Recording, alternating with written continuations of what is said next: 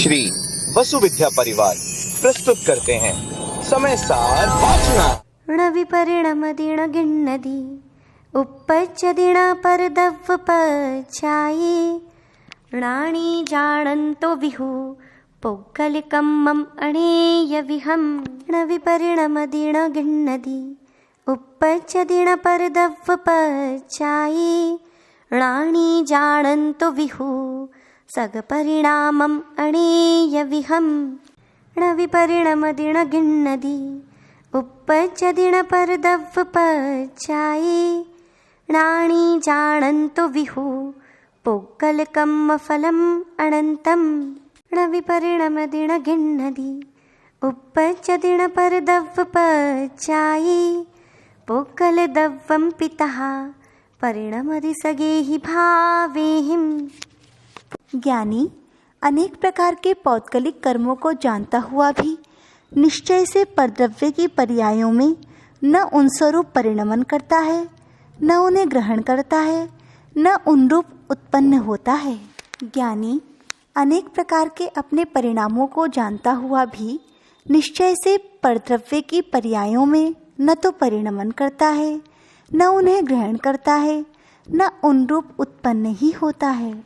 ज्ञानी पौद्गलिक कर्मों के अनंत फल को जानता हुआ भी निश्चय से परद्रव्यों के पर्यायों में न तो परिणमन करता है, न उन्हें ग्रहण करता है, न उन रूप उत्पन्न होता है। पुद्गल द्रव्य भी परद्रव्य की पर्यायों में उस रूप न तो परिणमन करता है, न उन्हें ग्रहण करता है, न उन रूप उत्पन्न होता है, क्योंकि वह तो अपने ही भावों से परिणमन करता है। वर्तमान जिन शासन नायक श्री वर्धमान महावीर भगवान की परम पूज्य आचार्य भगवान श्री कुंद कुंद स्वामी मुनि महाराज की परम पूज्य चारित्र चक्रवर्ती आचार्य भगवान श्री शांत सागर जी मुनि महाराज की परम पूज्य सिद्धांत चक्रवर्ती आचार्य भगवान गुरुदेव श्री विद्यानंद जी मुनि महाराज की श्रीमद् जैन धर्म की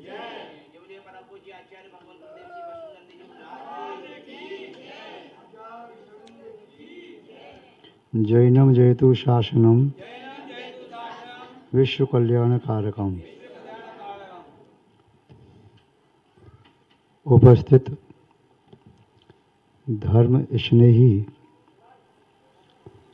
सत श्रद्धालु भव्यवर पुंडरीक पुण्यात्मा महानुभाव, यहाँ पर आचार्य भगवान कुंद कुंद स्वामी द्वारा विरचित समयसार ग्रंथ की वाचना चल रही है, जिसमें तृतीय अधिकार को समझने की हम कोशिश कर रहे हैं। तृतीय अधिकार कर्तृकर्म अधिकार। उस अधिकार की कुछ गाथाएं देखी। आज गाथा नंबर 76, 77, 78 और 79, ये 4 गाथाएं लगभग समानार्थक हैं, इसलिए इन चारों को एक साथ देख सकते हैं। कौन सी गाथाएं वे 4?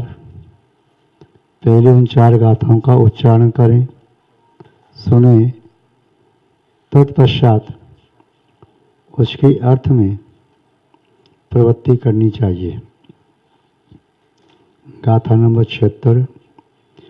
णविपरिणमदि न गृह्णदि उपपज्यदि न परदव्वपज्याये णानि जानन्तो विहो पौगलकम् अणेय विहम्। णविपरिणमदि न गृह्णदि उपपज्यदि न परदव्वपज्याये णानि जानन्तो विहो सगपरिणमम् अणेय विहम्। णविपरिणमदि न गृह्णदि नोपज्यति परदव्वपज्याये णानि जानन्तो विहो पौगलकम् फल अनन्तम्। णविपरिणमदि न गृह्णदि उपपज्यति न परदव्वपज्याये पज्जाये पोगलदब्बंपि तहा पर्णमदि सगेहि भावेहिं। रवि पर्णमदि न गृह्णदि उपपज्यदि न परदब्ब पज्जाये। राणी जानन्तो विहु पोगलकम्मं अणेयविहम्। अणेयविहं पोगलकम्मं राणी जानन्तो विहु। अनेक प्रकार के पौद्गलिक कर्मों को ज्ञानी पुरुष जानता है, इसीलिए वो है परद्रव्य पज्जाये। परद्रव्य की वह पर पर्याय उसे रवि परिणमदि उस रूप परिणमन नहीं करता, न गृह्णदि उसे ग्रहण नहीं करता, उपपज्यदि न और उसे उत्पन्न नहीं करता। ज्ञानी अपने आप को संभालने में समर्थ होता है। जो अपने शत्रु से अपनी रक्षा कर सके वही वास्तव में विवेकशील है, वही ज्ञानी है, वही समझदार है, वही आत्महितैषी है। किंतु जो परद्रव्य रूपी शत्रु से अपनी आत्मा की रक्षा करने में असमर्थ होता है, वह चाहे कितने शास्त्रों का पाठी हो, कितने शास्त्रों को अध्ययन करने वाला हो, कंठस्थ करने वाला हो, सुनने और सुनाने वाला हो, किंतु वह ज्ञानी नहीं कहा जा सकता। आचार्य महोदय ज्ञानी की परिभाषा यहाँ पर अनेक गाथाओं के माध्यम से समझाने की चेष्टा कर रहे हैं। उन सब का अभिप्राय यही है कि अपने आत्मद्रव्य की रक्षा करना। पूर्व में ज्ञानी की परिभाषा बताते हुए कहा, जो आत्मा के स्वरूप को और आश्रव के स्वरूप को भिन्न भिन्न जानता है और भिन्न भिन्न जान करके अपनी आत्मा की आश्रव से सुरक्षा कर पाता है, वही ज्ञानी है। यहाँ पर भी यही कह रहे हैं, राणी जानन्तो विहु। ज्ञानी ये जानता हुआ, क्या जानता हुआ? पोगल कम्मम अणेय विहम। पुद्गल कर्म अनेक प्रकार के हैं। चाहे नो कर्म है जिसका निर्माण पुद्गल से हुआ, इसके भी अनंत भेद हैं। अनंतानंत निगोदिया जीव, उसके उपरांत व्यवहार राशि के जीव, व स्थावर त्रस, स्थावर में भी सूक्ष्म और वादर, पर्याप्तक अपर्याप्तक, त्रसों में भी 2 इंद्री 3 इंद्री 4 इंद्री पंच इंद्री में संगी असंगी, ये सभी के पर्याप्तक अपर्याप्तक निवृत्ति पर्याप्तक बहुत सारे भेद हैं। त्रिंच गति में एक एक प्रकार के जीव भी अनेक प्रकार के हैं, एक एक समूह भी अनेक प्रकार के जीवों से युक्त है। उदाहरण के तौर पर पंचेंद्रिय त्रियंच। पंचेंद्रिय त्रियंच में कितने भेद हैं? जलचर भी हैं, थलचर भी हैं और नवचर भी हैं। नवचर में पक्षी अनेक प्रकार के होते हैं। थलचर में गमन करने वाले ग्रामीण पशु और जंगली पशु, उसमें भी अनेक अनेक प्रकार के भेद हैं। जलचर में जल में निवास करने वाले मगर, मत्स्य और नक्र चक्र आदि जो जंतु हैं, वह भी अनेक प्रकार के। इतना ही नहीं, एक प्रकार के जंतु में भी अनेक जाति प्रजातियां होती हैं। उदाहरण के तौर पर जैसे शेर है तो शेर की कई जाति प्रजाति होती हैं, गाय है, गाय की कई जाति प्रजाति होती हैं, भेड़ है, बकरी है, घोड़ा है, गधा है, कोई भी है, इन सब की जाति प्रजाति अलग अलग होती हैं। जलचरों में भी मछली है, उसकी अनेक प्रकार की जाति प्रजाति। पक्षियों में कबूतर है या शुक, तोता है, मयूर है, कोयल है, हंस है, इनमें भी कई प्रकार की जाति प्रजातियां होती हैं, या बिच्छू सर्प, बिच्छुओं की प्रजातियां 700 प्रकार की होती हैं। सर्पों की जाति प्रजातियां हजारों प्रकार की होती हैं। तो ऐसे अनेक प्रकार के भेद हैं। ये इनमें ही नहीं, देवों में कहो तो देवों में अनेक प्रकार के भेद। मुख्य वेद 4 प्रकार के आप जानते हैं, वैमानिक, भुवनवासी, वाणव्यंतर और ज्योतिषी। इनके अलग अलग पद की अपेक्षा से भेद हैं। फिर सामान्य देवों में भी अपनी अपनी कर्म की अपेक्षा से वह सूक्ष्म भेद होते चले जाते हैं। बाह्य अवस्था एक जैसी दिखाई देने पर भी अंतरंग के परिणामों की अपेक्षा से अनेक भेद होते हैं। नारकी भी, सप्तम पृथ्वी में रहने वाली नारकी और उनके 84 लाख विल, उनमें रहने वाली नारकी अलग अलग प्रकार के कर्म का फल भोगते हुए ज्ञान गोचर होते हैं। इसी तरह से मनुष्यों के भेद भी कर्म भूमिज, भोग भूमिज, और उसमें भी आर्य, अनार्य, मिलेक्ष आदि जो भेद हैं, तो उनमें भी अलग अलग प्रकार के।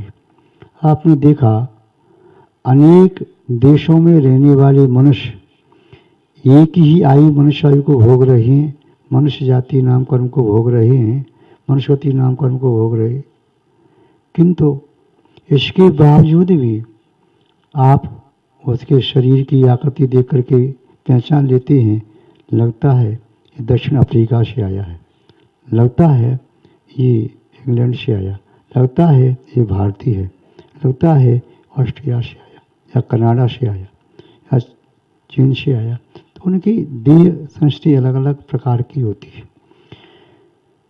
इतना ही नहीं, उनके शरीर के अवयव, धातु उपधातुओं का क्रम भी सामान्य रूप से एक जैसा होने के बावजूद भी उसमें अंतर आता है। सबकी प्रकृति सहन करने की एक जैसी नहीं होती। कोई उष्ण प्रदेश में रहते हैं, कोई शीत प्रदेश में रहते हैं, तो सबके अलग अलग प्रकार। कर्म की अपेक्षा से देखें तो द्रव्य कर्म के मूल भेद कर्मत्व की अपेक्षा 1, द्रव्य भाव की अपेक्षा से 2, और यदि द्रव्य कर्म के देखें तो 2 भेद, घाती और अघाती। 4 भेद भी हैं, जीव विपाकी, पुद्गल विपाकी, क्षेत्र विपाकी और भव विपाकी। घातीय कर्म के 4 भेद, अघातीय कर्म के 4 भेद, पुनः द्रव्य कर्म के 148 प्रकृतियाँ। और यदि उनके अलग अलग भेद करते चले जाएं तो प्रकृतियाँ संख्यात के पार असंख्यात पहुँचती हैं, असंख्यात पहुँच जाती हैं। इतना ही नहीं, उनके भेद असंख्यात लोक प्रमाण भी संभव हैं। तो द्रव्य कर्म की अपेक्षा से अनेक भेद हैं। यहाँ पर आचार्य महोदय बता रहे हैं, फोगल कम्मम अणेय विहम, पुद्गल के कर्म अनेक प्रकार के हैं।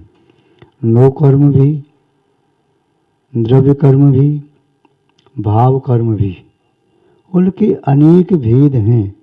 उन अनेक भेदों को जो जानता है, चाहे द्रव्य की अपेक्षा से नहीं जान पाए, किंतु भावशुद्ध की अपेक्षा से वह जानता है, चिंतन करता है, ऐसा ज्ञानी पुरुष अनेक प्रकार के कर्मों को जानता हुआ, उन कर्मों की अलग अलग प्रकृति को जानता हुआ, उन कर्मों की स्थिति अनुभव को जानता हुआ, जो अपनी आत्मा में उसका अनुभव करता है, भावशुद्ध ज्ञान के माध्यम से वह जानता है। द्रव्यशुद्ध ज्ञान दूसरों को समझाने के लिए ज़्यादा उपयोगी है, किंतु भावशुद्ध ज्ञान स्वयं की आत्मा को समझाने के लिए। फोगल कम्मम अड़े विहम रानी जानतो बिहु, अनेक प्रकार के पुद्गल कर्मों को जानता हुआ ज्ञानी पर दब्ब पच जाए, पर द्रव्य की पर्याय को रवि परिणमदि अपनी आत्मा का परिणमन पर द्रव्य की पर्याय रूप नहीं करता। रव गृणदी पर द्रव्य की पर्याय को ग्रहण नहीं करता। उपपज्यदि न, वह उस पर्याय को अपने अंदर उत्पन्न नहीं करता। और इन सब से जब रहित होता है तो ज्ञानी अपनी आत्मा का अनुभव करने में समर्थ होता है। शुद्ध आत्मा का अनुभव। जल दुर्गंधित है, समल है, उसमें कीचड़ बह रही है, गर्म है या अति ठंडा है, या उसमें अलग अलग प्रकार का स्वाद है, खारा है या कषाया जैसा है, अलग प्रकार के स्वाद हो सकते हैं उस जल में। किंतु जल का शुद्ध स्वभाव वह नहीं है। जल इनसे परे है, वह निर्मल, धवल, शीतल, जिसका स्वभाव अधोगति की ओर बहना इत्यादि लक्षण हैं। ये मलिनता जल का लक्षण नहीं है, दुर्गंधी जल का लक्षण नहीं है, उष्णता जल का लक्षण नहीं है, या कीचड़ का बहना जल का लक्षण नहीं है, नाना प्रकार के वर्ण जल के लक्षण नहीं हैं। तो ये जल के लक्षण से पृथक हैं, इनके बिना भी जल होता है। ऐसे ही द्रव्य कर्म, भाव कर्म, नो कर्म से रहित भी आत्म द्रव्य होता है। यहाँ पर आचार्य कुंद स्वामी जी शुद्ध निश्चय की अपेक्षा से आत्मा के स्वरूप को यहाँ बता रहे हैं। तो ज्ञानी पुरुष वही है जो इसे जानता है और जान करके उस कर्म को ग्रहण नहीं करता, उससे वह विरक्त रहता हुआ अपनी आत्मा का अनुभव करने का सम्यक पुरुषार्थ करता है। गाथा नंबर 77 में आचार्य महोदय कह रहे हैं, रवि पर्णमदि न गृणदि उपपज्यदि न परदब्ब पज्जाई रानी जानंतो विहु सग परिणाम अणीय विहम। आत्मा के परिणाम अनंत प्रकार के हैं। केवल ज्ञान के जितने अविभागी प्रत्यक्षेद होते हैं उतने प्रकार के अनंत प्रकार के परिणाम हैं। निगोदिया जीव, एक शरीर में अनंत जीव हैं, फिर भी उन सभी जीवों के परिणाम अलग अलग हैं। सूक्ष्म स्थावर जीव सूक्ष्म हैं, सबके परिणाम अलग अलग। बादल हैं, सबके परिणाम अलग अलग। पर्याप्तक हैं, परिणाम अलग अलग। अपर्याप्तक हैं, परिणाम अलग अलग। निवृत्ति पर्याप्तक हैं, परिणाम अलग अलग।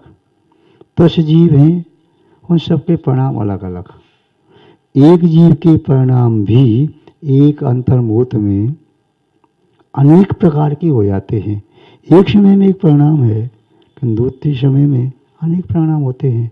तो ज्ञानी पुरुष सग परिणामम अणिविहम जानंतो विहु, अनेक प्रकार के आत्मा के परिणामों को जानता हुआ, वह जानता है मेरी आत्मा कैसा परिणाम है, विभावजन्य परिणाम है, विकृति युक्त परिणाम है, मेरा स्वभाव नहीं है, परद्रव्य के निमित्त से हो रहा है, ये परिणाम मेरी शुद्ध दशा का द्योतक नहीं है, ये परिणाम विकारी भाव है, संसार का कारण है, इसे जानता है।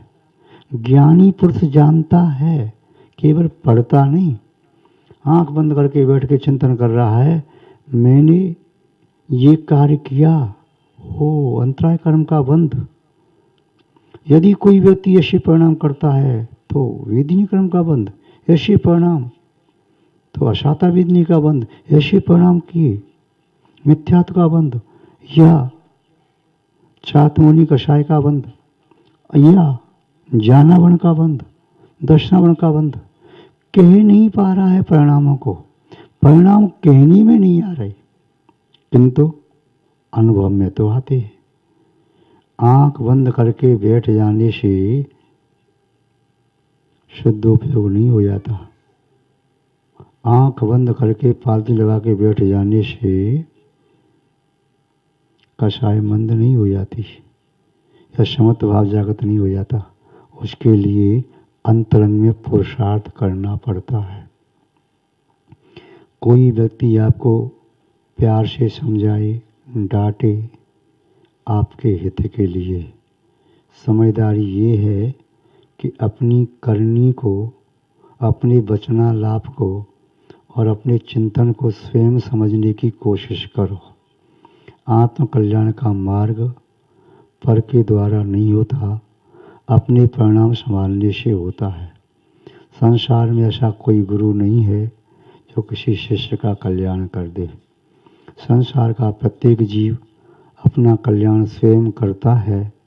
जैन दर्शन कहता है कोई भगवान भी किसी जीव का कल्याण नहीं कर सकता। कल्याण करने वाला भगवान को निमित्त बनाकर, गुरु को निमित्त बनाकर, चिन्हवाणी को निमित्त बनाकर, अपने ही परिणामों को निमित्त बनाकर अपनी आत्मा का हित कर सकता है। जब तक हित की बात स्वयं समझ में नहीं आती तब तक हित संभव नहीं है।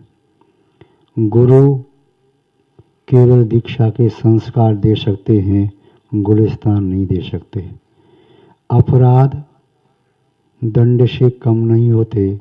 उद्दंडी व्यक्ति दंड भोग करके भी अपराध करता चला जाता है। प्रायश्चित देने से जरूरी नहीं शिष्य की विशुद्धि बढ़ी जाए, वह अपराध से मुक्त हो जाए। जब तक अपराध का बोध स्वयं की आत्मा में नहीं होता है, जब तक अपराध स्वयं व्यक्त नहीं किए जाते, तब तक प्रायश्चित नहीं होता। प्रायश्चित शब्द का आशय है प्रायः चित्त। प्रायः माने शुद्धि, चित्त माने आत्मा की। आत्मा की शुद्धि करना, मन की शुद्धि करना, ये प्रायश्चित है। प्रायश्चित लेकर के भी शुद्धि नहीं हो रही। रूढ़ी वशात प्रायश्चित लिया जा रहा है, रूढ़ी वशात काम किया जा रहा है। सोच रहे हमने कर तो लिया प्रायश्चित, यदि गलती होगी तो क्या करें, प्राण दे दें क्या, ले लेंगे प्रायश्चित। भाई किसी और पर एहसान नहीं कर रहे, अपनी आपकी आत्मा को देखो। यदि कल्याण करना है, अपना कल्याण कर रहे, न गुरु भाई पर एहसान, न गुरु पर एहसान, न समाज पर एहसान, न परिवार वालों पर एहसान।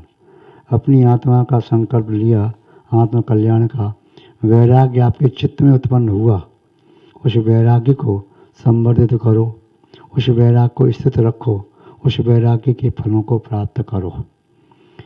क्योंकि मोक्ष का मार्ग मटर गस्ती का मार्ग नहीं है, मोक्ष का मार्ग मनमानी का मार्ग नहीं है, मोक्ष का मार्ग असहनशीलता का मार्ग नहीं है, मोक्ष का मार्ग दूसरों को संतुष्ट करने का मार्ग नहीं है। मोक्ष का मार्ग है आत्मसंतुष्टि, अपनी निर्मलता।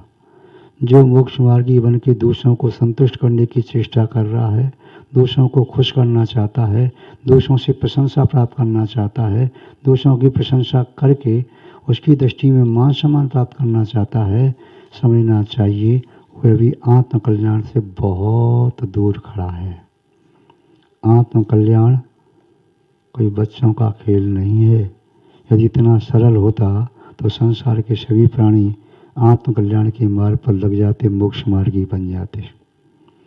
कुछ जीव ऐसे भी होते हैं स्वयं तो अपना कल्याण करने से दूर हैं ही, किंतु आत्म कल्याणार्थी का वेश धारण करके कल्याण के मार्ग के बाधक भी होते हैं, विरोधी भी होते हैं। उन्हें यही देखने में आता है कि सामने वाले में क्या कमी है, इसमें क्या दोष है, उसके दोष को कह करके अपने आप को बहुत बड़भागी मानते हैं। ये गलती करता, ये सामायिक नहीं करता, ये स्वाध्याय नहीं करता, ऐसा करता वैसा करता। कौन क्या कर रहा है उसकी करने का फल मुझे नहीं मिलेगा। कबीर का दोहा, कबीरा तेरी झोंपड़ी कट गलियन के पास, जे कर नगे ते भर नगे तू क्यों भयो उदास। कबीर की झोंपड़ी यदि कसाई के कत्ल खाने के पास है तो कबीरदास कह रहे हैं भाई जो काम करेगा पाप करेगा वह भरेगा। तो उन जीवों की रक्षा का भाव रखता है तो ये तो पुण्य का बंद होगा। यदि कोई साथी गलत काम कर रहा है वात्सल्य भाव से समझा दो, परंतु उस बुराई को सबके सामने प्रकट मत करो और बुराई कह करके अपने अहंकार का पोषण मत करो। मैं तो ऐसा कर नहीं पाता, मैं तो ऐसा समर्थ नहीं हूँ, परंतु ये ऐसा करे, ऐसा करे, ऐसा कर रहे, ये सबसे बड़े घातक हैं जिन शासन के। जो समझते स्वयं को सबसे बड़े हैं वे अभी धर्म से बहुत दूर ही खड़े हैं। जो अपने आप को सबसे बड़े समझते हैं वे अभी धर्म से बहुत दूर खड़े हैं। जो अपने आप को लघु समझते हैं, भद्र प्रणामी हैं, जिसकी कोई गलती बताए या स्वयं समझ में आए उसके हाथ जुड़ जाएं। कोई समझाए भाई जी मुझसे गलती हो गई, अपराध हो गया, मैं आगे ध्यान रखूँगा। सामने वाला तुम्हें समझा रहा है। क्यों समझा रहा है? स्वयं पाप का आश्रय करके तुम्हें पाप से बचा रहा है। हो सकता है तुम्हारी आत्मा दुखे, किंतु आप स्वयं ये मान करके ये मेरा उपकारी है जो मेरी गलती बता करके मुझे गलती से मुक्त करना चाहता है। जो केवल झूठी प्रशंसा करने वाले हैं वे वास्तव में हमारी आत्मा के दुश्मन हैं। झूठी प्रशंसा करने वालों के बीच में रहकर के कोई भी व्यक्ति कभी भी कल्याण नहीं कर सकता। चापलूस व्यक्तियों से सावधान रहो, न तो लोक में सुख मिलता है न परलोक में। चापलूस व्यक्ति इस लोक में भी दुख का कारण है और परलोक में भी। इसलिए कटुक शब्द कहने वाला औषधि की तरह से आपकी आत्मा को नवल करने वाला है। क्षारीय सर्प और सोडा साबुन आदि होता है, वही वस्त्र की गंदगी को दूर करने में समर्थ होता है। जिसमें क्षारीयपना न हो तैसा सर्प सोडा साबुन वस्त्र की गंदगी को, चिकनाहट को, मैल को दूर नहीं कर सकता। कवियों ने यहाँ तक कहा, निंदक नियरे राखिए आंगन कुटी छवाए, बिन पानी साबुन बिना निर्मल करे सुहाए। यदि कोई निंदक आपके पास आप निंदा करता है, हमेशा करता है, तो समझना चाहिए आपके पापों को लेकर अपना पुण्य दे करके जा रहा है। इसलिए कभी घबराओ मत और आंख बंद करके सोचो, भाई कोई मुझे समझा रहा है, उसका क्या स्वार्थ है? जो जहर खाएगा वही तो मरेगा। यदि मैं पाप प्रवृत्ति करके, प्रमादयुक्त प्रवृत्ति करके, मनमानी प्रवृत्ति करके, अज्ञानता की प्रवृत्ति करके, मैं स्व विवेक का, बुद्धि का प्रयोग न करते हुए यदि मैं गलती कर रहा हूँ, सामने वाला समझाए तो मुझे मान लेना चाहिए, क्योंकि सामने वाला मेरे हित के लिए कह रहा है। माँ अपने छोटे बालक को वह डांटती भी है, पीटती भी है, आंख दिखाती है, लाड़ प्यार भी करती है, गलत काम करने के लिए जाता है तो रोकती भी है। माँ का वह शिशु दुश्मन नहीं है, प्राणों से प्यारा है। वह चाहती है उसमें कोई कुसंस्कार ना आए, वह चाहती है कोई वह खतरनाक वस्तु को मुंह में न डाल ले, कोई भयंकर चीज को न पकड़ ले, अस्त्र शस्त्र को हाथ में लगाए, दीपक की ज्योति को पकड़ना चाहता है, हाथ जल जाता है, माँ पहले से रोकती है, किंतु अकेले में फिर भी पकड़ना चाहता है। जब हाथ जल जाता है तो अग्नि से दूर भागता है। ऐसे ही गुरुजन होते हैं, ऐसे ही अपने अग्रज गुरु भाई होते हैं। वे अपनी आत्मा का हित करने के लिए बार बार संबोधन देते हैं। उस संबोधन के माध्यम से हमारी आत्मा का क्रमशः सुधार होता है, एक साथ नहीं होता। एक बूंद से सागर नहीं बनता, किंतु अनंत बूंद, असंख्यात बूंद मिल जाएं तो सागर बन जाता है। एक एक गुण को ग्रहण करते करते हम गुणों के सागर बन सकते हैं और एक एक दोष को छोड़ते छोड़ते हम दोषों से रिक्त हो सकते हैं। तो आचार्य मोदी यहाँ कह रहे हैं, सग परिणामम अनेबिहम, अनेबिहम सग परिणामम, अनेक प्रकार की स्वकीय आत्मा के परिणामों को रानी जानंतो विहु, ज्ञानी जानता हुआ भी निश्चय से रवि परिणमति, उस रूप परिणमन नहीं करता जो आत्मा के लिए बाधक है, भव का कारण है, दुख का कारण है, और न ही गृहणति, उन परिणामों को ग्रहण भी नहीं करता। उपपद्यति न, और उन परिणामों में अपनी आत्मा को उत्पन्न नहीं करता, अथवा उन परिणामों को अपनी आत्मा में उत्पन्न नहीं होने देता। परद्रव्य पज्जाए, जो परद्रव्य की पर्याय से युक्त हैं, ऐसे परिणाम, वे परिणाम आत्मा के लिए कभी भी साधक नहीं हो सकते, वे बाधक होते हैं। उन परिणामों की आराधना नहीं करना चाहिए, उन परिणामों को तो छोड़ना चाहिए। यदि आराधना की तो आपकी आत्मा की विराधना हो जाएगी। उन कुटिल परिणामों की विराधना करने से ही आत्मा की आराधना हो सकती है। आचार्य मोदी ने 77वीं गाथा में इस प्रकार का भाव प्रस्तुत किया है। गाथा नंबर 78 देखते हैं, जिसमें आचार्य महोदय कह रहे हैं, रवि परिणमदि न गृहणदि, उपपद्यदि न परद्रव्य पज्जाए, रानी जानंतो विहु, पोगल कम्मम फल अनंतम। अनंत फलम पोगल कम्मम, पोगल कर्म के अनंत प्रकार के फल हैं। संसार में अनंत अनंत जीव हैं, वे अलग अलग प्रकार के अपने कर्म के फल को प्राप्त कर रहे हैं।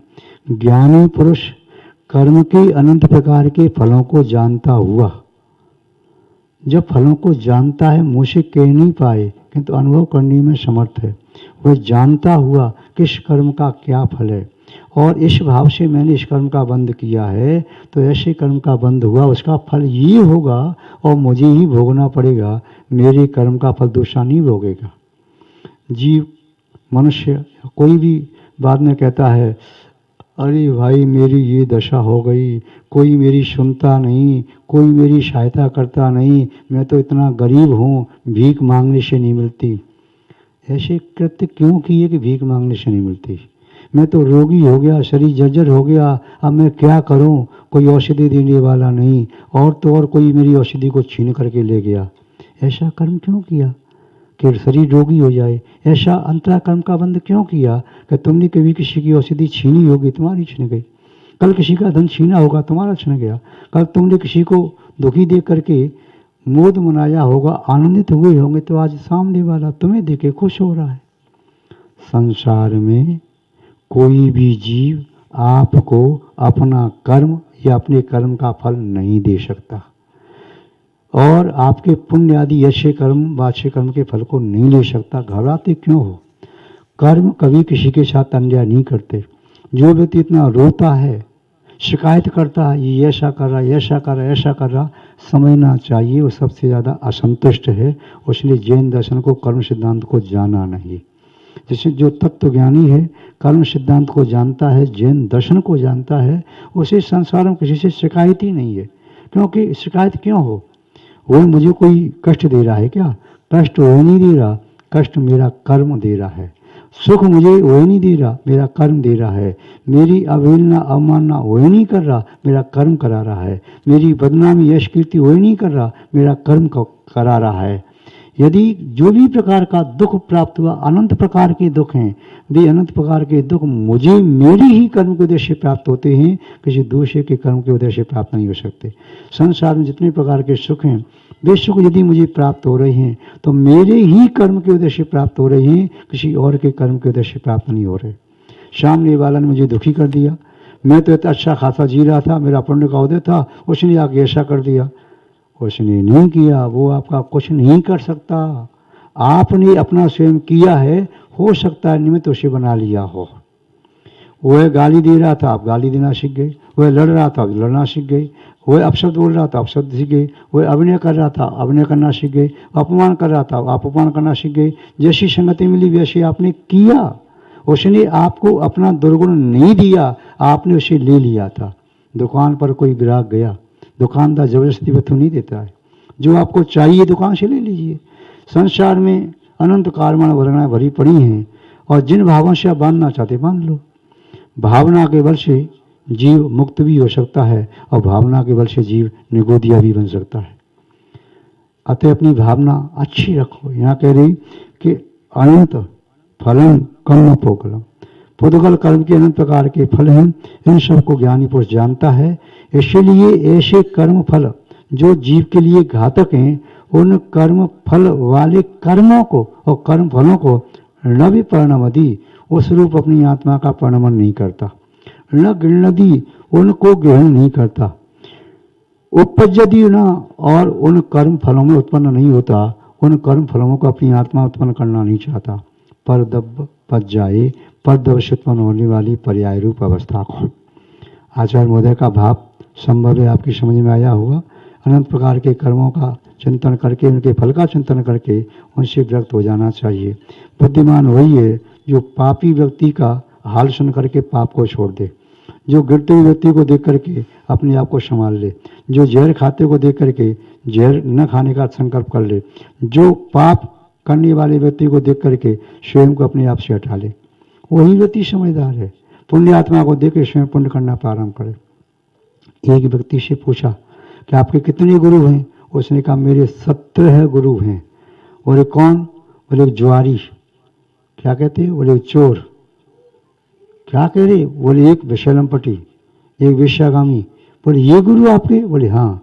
इनको मैंने देखा, और देख करके इनकी पोती देख करके मैंने संकल्प ले लिया कि इस कार्य का, इस परिणाम का फल ऐसा होता है, इसलिए आज से मैंने ऐसे कार्य का त्याग किया।